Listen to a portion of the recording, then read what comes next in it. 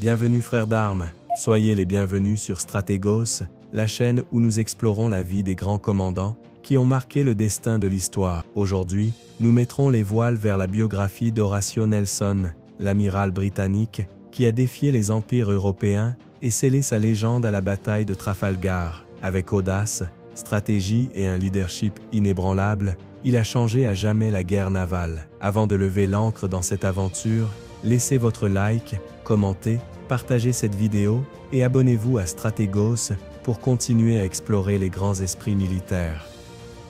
La victoire appartient à ceux qui défient la tempête sans peur. Commençons. Première partie. Enfance et premières années dans la marine.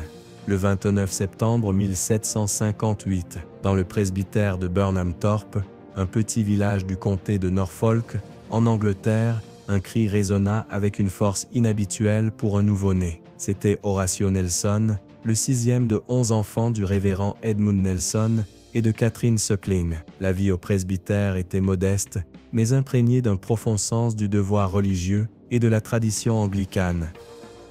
L'enfance d'Horatio se déroula dans les verts champs du Norfolk, un environnement rural qui contrasterait dramatiquement avec les vastes océans qu'il dominerait bientôt. C'était un enfant énergique, curieux et souvent audacieux, des qualités qui se manifesteraient avec une plus grande intensité dans sa future carrière. Cependant, l'ombre de la tragédie plana sur la famille Nelson. Lorsque Horatio n'avait que 9 ans, sa mère, Catherine, décéda. Cet événement marqua profondément le jeune homme, laissant une cicatrice émotionnelle qui, selon certains biographes, alimenta son besoin ultérieur de reconnaissance et de gloire. Le révérend Edmund, désormais veuf et avec une nombreuse progéniture, se trouva en difficulté pour subvenir aux besoins de sa famille. La solution aux difficultés économiques de la famille Nelson arriva grâce à une connexion familiale cruciale. Le frère de Catherine, le capitaine Maurice Suckling, était un officier naval de renom. En apprenant la situation de son beau-frère et de ses neveux, Suckling offrit une opportunité qui changerait à jamais la vie d'Horatio. En 1771, à l'âge tendre de 12 ans, Horatio Nelson dit au revoir à son père et à ses frères et sœurs et embarqua sur le HMS Raisonnable, un navire de ligne sous le commandement de son oncle. Ainsi commençait son extraordinaire carrière dans la Royal Navy, la marine la plus puissante du monde à cette époque. Les premiers mois en mer furent durs pour le jeune Nelson. La vie à bord était rigoureuse, la discipline impitoyable, et la nostalgie de son foyer intense. Cependant, Horatio fit preuve d'une étonnante adaptabilité et d'une détermination de fer. Il apprit rapidement les bases de la navigation, de l'artillerie et de la vie en mer. Mais le capitaine Suckling, conscient que son neveu avait besoin d'une expérience plus variée, le transféra sur un navire marchand se dirigeant vers les Indes occidentales. Ce voyage, à bord du Marianne, fut une école de vie pour Nelson. Il affronta des tempêtes, des maladies et la dure réalité du commerce maritime. De retour en Angleterre, Suckling, impressionné par les progrès de son neveu, le réintégra dans la Royal Navy et lui assigna un poste sur le HMS Triumph. Peu de temps après, une opportunité encore plus excitante se présenta, une expédition scientifique dans l'Arctique. Nelson, avide d'aventure et d'exploration, se porta volontaire pour l'expédition, qui cherchait à trouver un passage par le nord-est vers le Pacifique. Bien que la mission n'ait pas atteint son objectif principal, elle offrit à Nelson une précieuse expérience dans des conditions extrêmes et lui permit de démontrer son courage et son leadership. De retour dans des eaux plus chaudes, Nelson fut affecté aux Caraïbes, un théâtre crucial de la géopolitique du XVIIIe siècle. Là, à bord du HMS Lowestoft, il participa à des patrouilles et à des missions d'interception de contrebande, acquérant des compétences tactiques et stratégiques qui lui seraient très utiles à l'avenir. La guerre d'indépendance des États-Unis, 1775-1783, éclata alors que Nelson avait 17 ans. Ce conflit, qui opposa les colonies américaines à la Grande-Bretagne, fut une occasion pour le jeune officier de faire ses preuves.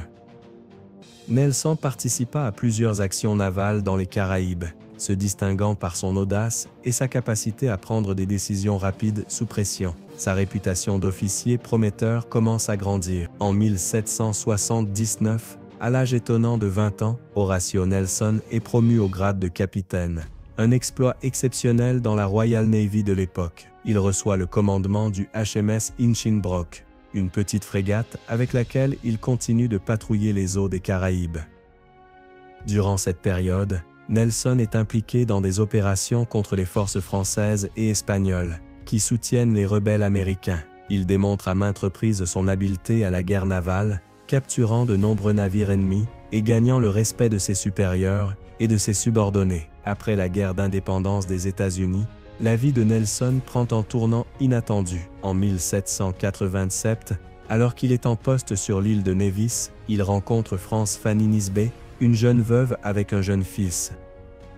L'attirance entre eux est immédiate, et ils se marient la même année. Nelson, connu pour son intensité et son dévouement à la carrière navale, semble trouver en Fanny un havre de paix et de stabilité. Cependant, cette période de bonheur personnel coïncide avec une période d'inactivité professionnelle relative. Nelson est retiré du service actif et retourne en Angleterre avec Fanny, où ils vivent dans la maison familiale à Burnham Thorpe. Pendant 5 longues années, Nelson reste à terre, rêvant de retourner en mer et à l'action. Il écrit de nombreuses lettres à ses supérieurs, sollicitant un nouveau commandement, mais ses demandes sont ignorées. La Royal Navy, en temps de paix, possède peu de navires et de nombreux officiers désireux de servir. La frustration de Nelson grandit de jour en jour, il se sent relégué, oublié, comme un lion en cage. Cependant, cette période d'inactivité forcée prendra fin de manière abrupte et dramatique, avec l'éclatement d'un nouveau conflit qui changera le cours de l'histoire européenne et catapultera Nelson vers l'immortalité. La Révolution française donnera une nouvelle chance à Nelson, mais ceci se développera plus tard. Deuxième partie, consolidation militaire et campagne en Méditerranée. L'éclatement des guerres de la Révolution française en 1793 secoue l'Europe. La Révolution française, avec ses idéaux de liberté, égalité et fraternité, a renversé la monarchie et établi une république. Les puissances monarchiques européennes, craignant que les idées révolutionnaires ne se propagent, déclarent la guerre à la France. Pour Horatio Nelson, ce nouveau conflit est une bénédiction déguisée. Après 5 années d'inactivité frustrante, il reçoit enfin l'appel qu'il attendait tant. La Royal Navy a besoin de tous ses officiers expérimentés, et Nelson est réintégré au service actif avec le commandement du HMS Agamemnon, un navire de ligne de 64 canons. Nelson, débordant d'énergie et de détermination, rejoint la flotte britannique en Méditerranée, un théâtre crucial de la guerre contre la France. Là, sous le commandement de l'amiral Samuel Hood, il participe à une série d'opérations, notamment le siège de Toulon, une importante base navale française qui a été capturée par les royalistes français et leurs alliés britanniques. Bien que le siège de Toulon se termine par un échec pour les Britanniques, Nelson se distingue par sa bravoure et son habileté tactique. Sa réputation d'officier audacieux et efficace continue de croître. Après la chute de Toulon, la flotte britannique se dirigea vers la Corse, île stratégique de la Méditerranée, alors sous contrôle français. Nelson joua un rôle clé dans la campagne de prise de l'île, dirigeant des incursions et des blocus qui affaiblirent les défenses françaises. Lors du siège de Calvi, en Corse, Nelson subit sa première blessure grave. Un boulet de canon ennemi frappa près de sa position, projetant des fragments de pierre et de sable sur son visage. Bien qu'il survécut, il perdit la vue de son œil droit. Cet incident, loin de le décourager, ne fit que renforcer sa détermination à continuer le combat. En 1797, la guerre en Méditerranée prit un tournant inattendu. L'Espagne, initialement alliée à la Grande-Bretagne contre la France, changea de camp et rejoignit la République française. Cela modifia radicalement l'équilibre des forces navales dans la région. La flotte britannique, désormais surpassée en nombre par la flotte franco-espagnole combinée, se retrouva dans une situation critique. L'amiral John Jervis, commandant de la flotte britannique, décida d'affronter la flotte espagnole avant qu'elle ne puisse rejoindre les Français.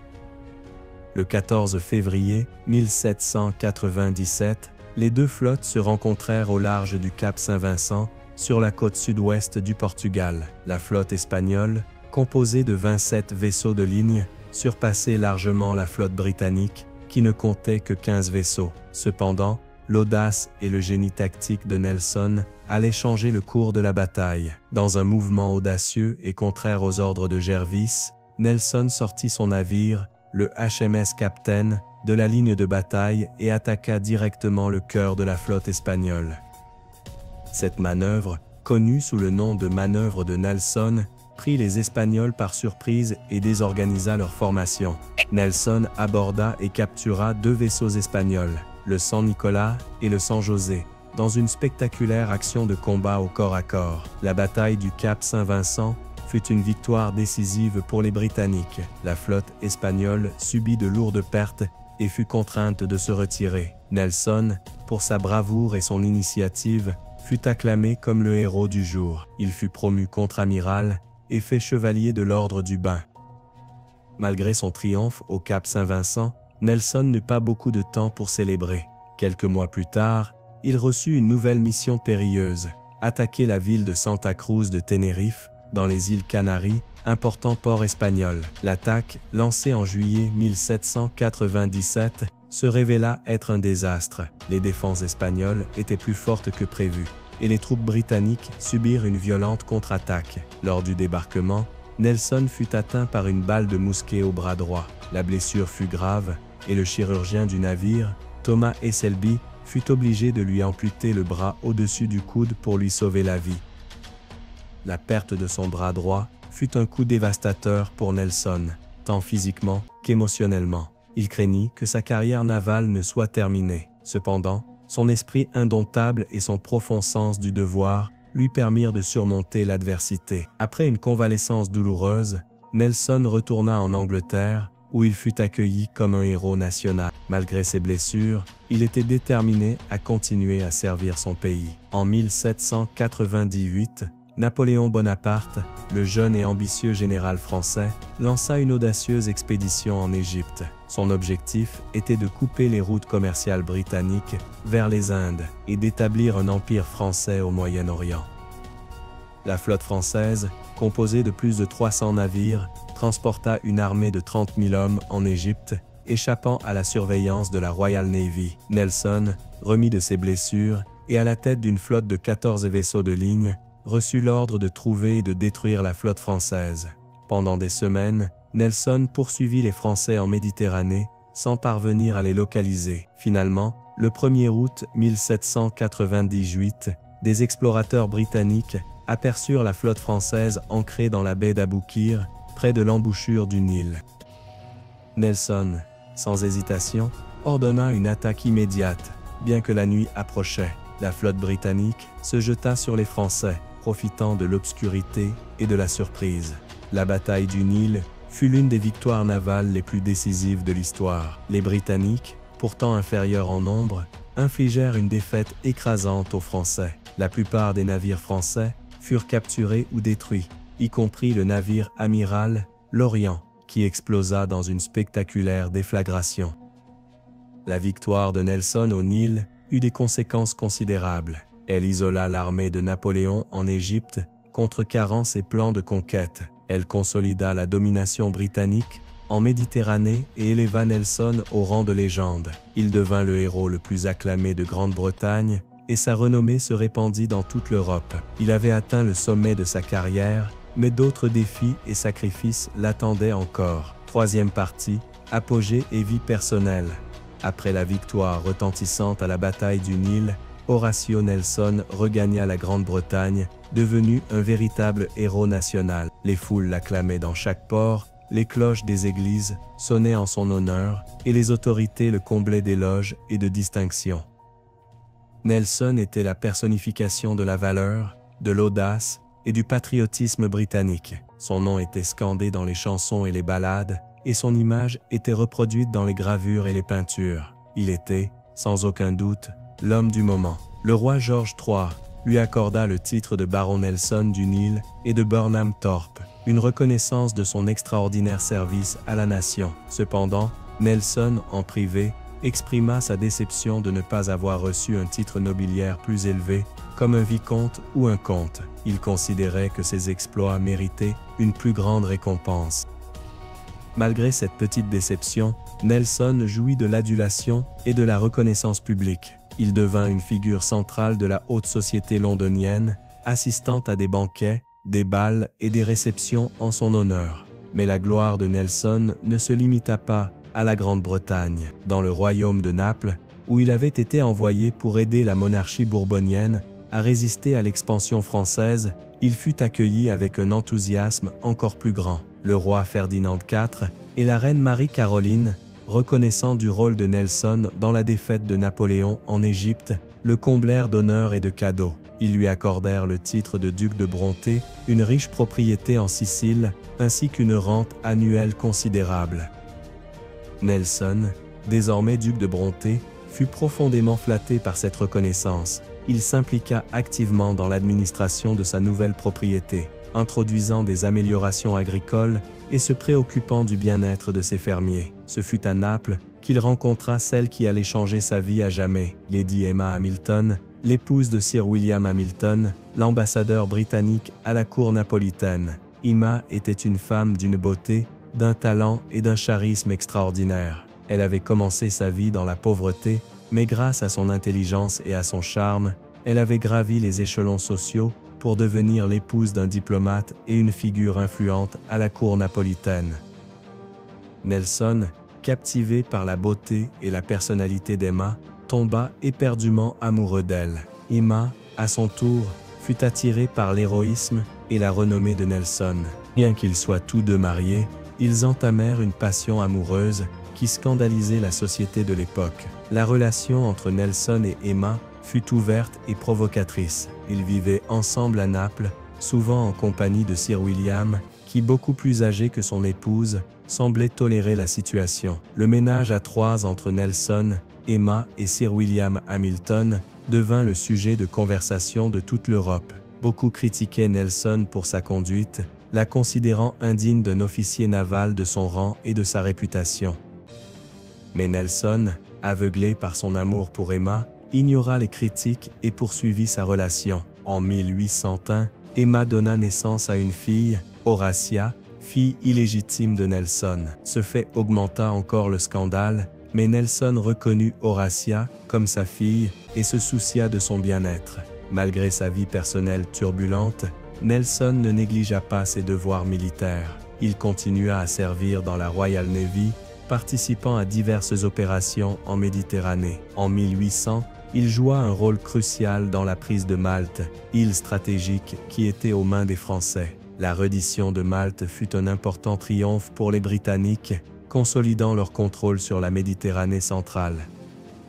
Cependant, la relation de Nelson avec Emma commença à affecter sa carrière. Ses supérieurs à l'amirauté, préoccupés par le scandale et l'influence possible d'Emma sur les décisions de Nelson, étaient de plus en plus réticents à lui confier des commandements importants. Le conflit entre sa vie personnelle et son devoir militaire devint de plus en plus évident. Nelson se débattait entre son amour pour Emma et sa passion pour la mer et la guerre. Il aspirait à retourner à l'action, à diriger des flottes et à affronter l'ennemi.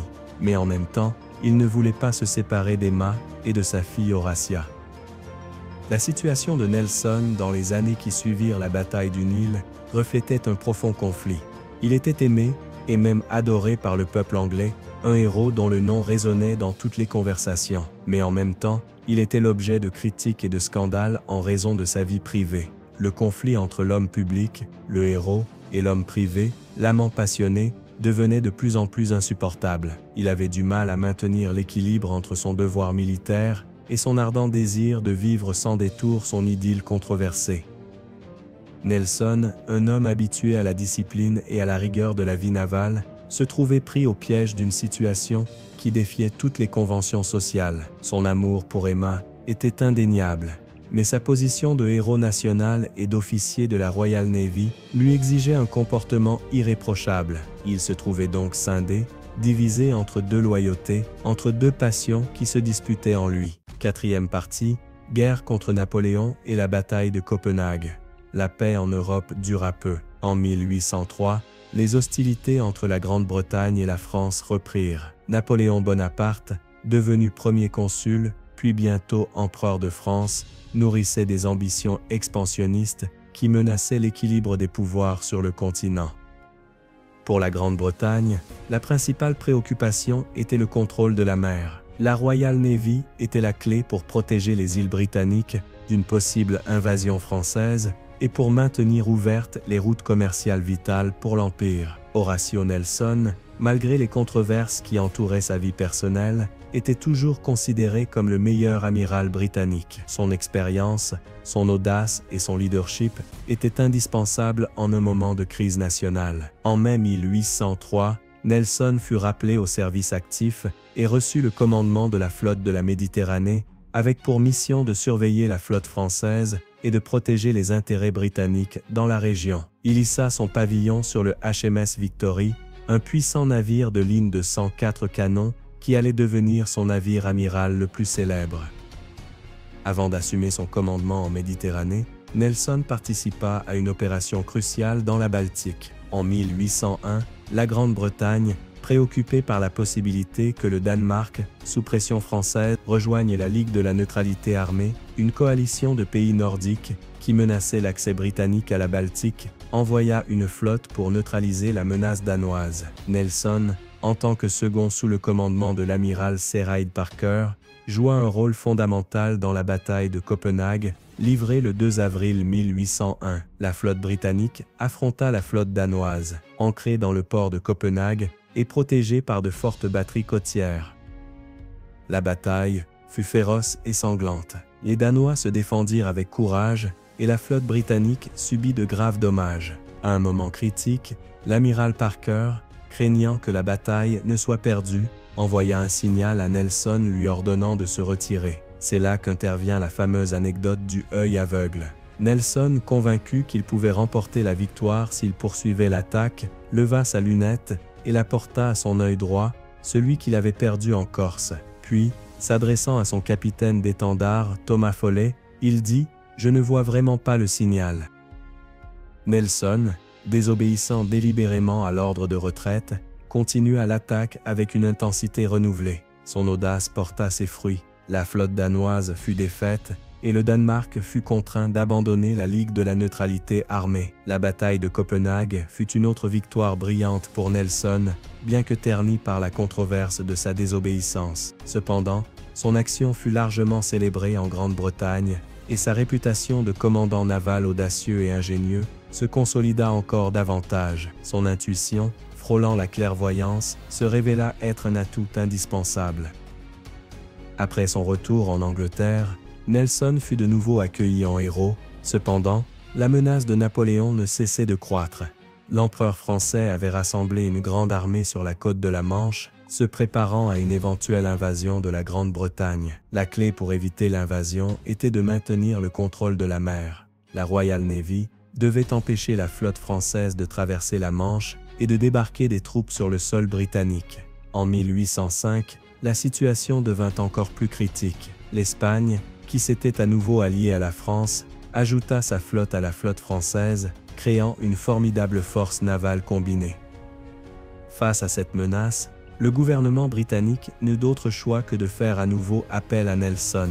Malgré ses réserves sur sa vie personnelle, le premier lord de l'amirauté, Lord Barham, savait que Nelson était le seul homme capable d'affronter la flotte combinée franco-espagnole. En septembre 1805, Nelson fut nommé commandant en chef de la flotte britannique en Méditerranée et reçut l'ordre de bloquer le port de Cadix, où s'était réfugiée la flotte combinée. Nelson, conscient de l'ampleur du défi, accepta le commandement avec un profond sens du devoir. Il savait que le destin de son pays était entre ses mains. Il se préparait, mentalement et physiquement, à ce qu'il pressentait comme le plus grand, et peut-être le dernier, de ses combats. La tension était maximale, la responsabilité, accablante, le décor était planté pour une confrontation navale de proportions épiques. Cinquième partie, Trafalgar et son héritage. En arrivant à Cadix, Nelson se retrouva face à une situation complexe. La flotte combinée franco-espagnole, composée de 33 vaisseaux de ligne, surpassait en nombre la flotte britannique, qui en comptait 27. Cependant, Nelson avait confiance en la supériorité de ses navires, de ses équipages, et surtout, en sa propre capacité de stratège. Nelson ne cherchait pas simplement une victoire, il cherchait à anéantir la flotte ennemie. pour éliminer, une fois pour toutes, la menace d'une invasion française de la Grande-Bretagne. Pour ce faire, il mit au point une stratégie audacieuse et peu orthodoxe. Au lieu d'affronter la flotte combinée en formation linéaire traditionnelle, Nelson prévoyait de diviser sa flotte en deux colonnes et d'attaquer perpendiculairement la ligne ennemie, la brisant en plusieurs points et concentrant le feu sur les navires clés de l'ennemi. Cette tactique, audacieuse et hétérodoxe, visait à créer un chaos contrôlé sur le champ de bataille, une mêlée où la supériorité de l'artillerie et l'habileté des marins britanniques s'imposeraient. Nelson savait que cette stratégie impliquait un risque élevé, car ses navires seraient exposés au feu ennemi lors de leur approche, mais il avait confiance que la surprise et l'agressivité de son attaque compenseraient ce désavantage.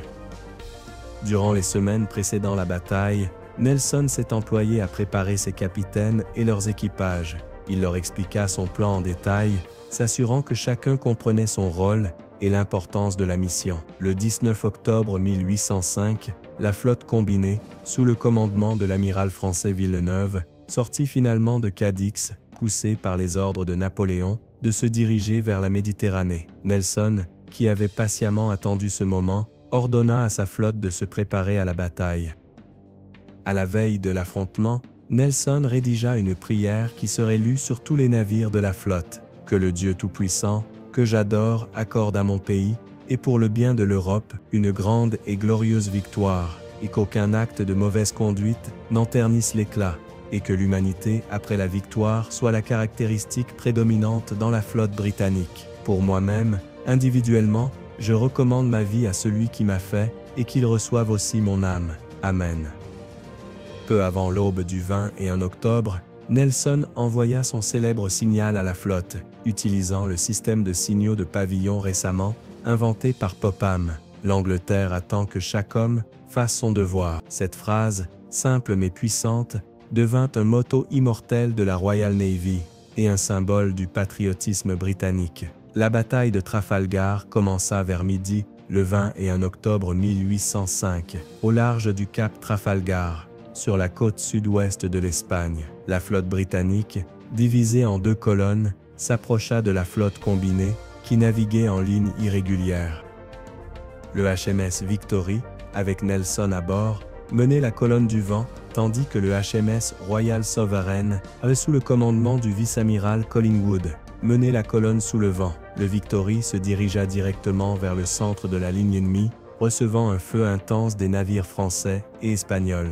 Nelson, exposé sur le gaillard d'arrière de son navire, était une cible facile pour les tireurs d'élite ennemis. Malgré le danger, Nelson resta ferme, dirigeant la bataille avec son calme et sa détermination habituelle. Le Victory brisa la ligne ennemie entre le Bucentaure, le navire amiral français, et le Redoutable, un vaisseau de ligne français de 74 canons.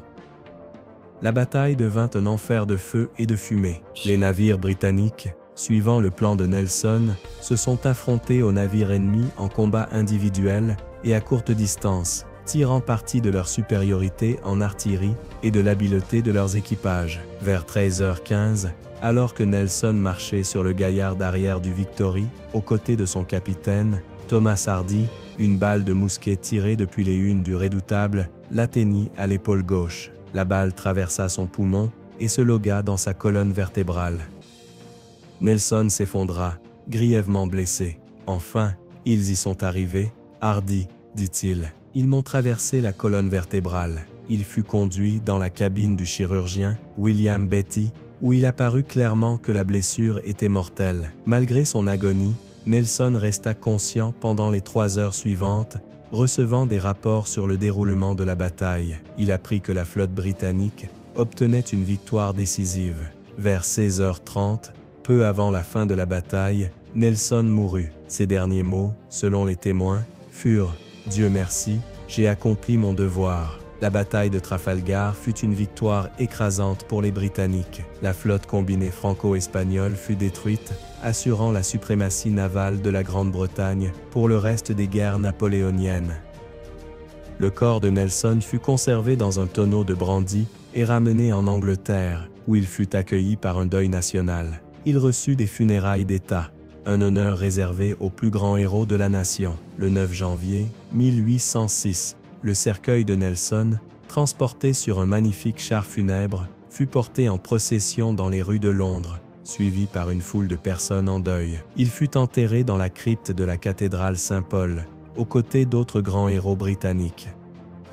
La mort de Nelson à Trafalgar fit de lui une légende immortelle. Son courage, son génie stratégique et son dévouement au devoir firent de lui un symbole de l'héroïsme et du patriotisme britannique. Son héritage perdure jusqu'à nos jours, inspirant des générations de marins et de chefs militaires. Merci beaucoup d'être arrivé jusqu'ici. Ne partez pas sans laisser un bon like, abonnez-vous si vous ne l'avez pas déjà fait, et partagez la vidéo pour atteindre plus de monde et permettre à ce projet de continuer à grandir. À bientôt, frères d'armes.